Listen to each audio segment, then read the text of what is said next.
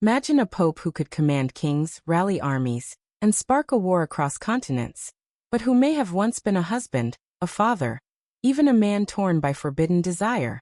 The very man who shouted "God wills it" to launch the First Crusade may have walked the same paths of love, heartbreak, and temptation as any ordinary human.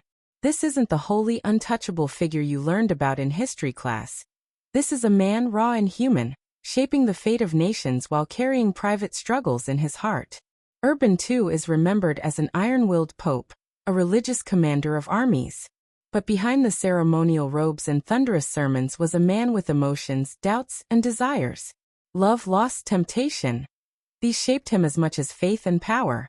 How did a man who might have left a family behind, and battled his own urges, convince entire Europe to march to war? Born Odo of Chatillon in France, he came from noble blood. Some sources hint he may have been married, even had children, before joining Cluny Abbey and taking vows.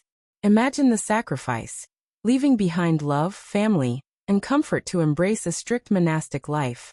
At Cluny, he practiced extreme discipline but likely wrestled with desire, just like other monks. His charisma was legendary.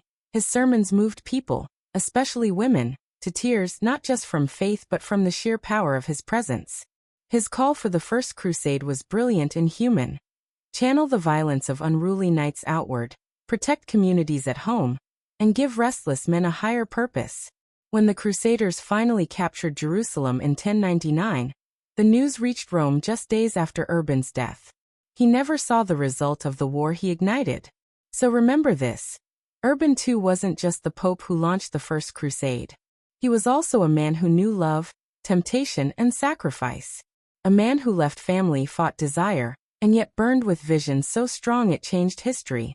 That fragile humanity, that mixture of power and imperfection, is what made him unforgettable.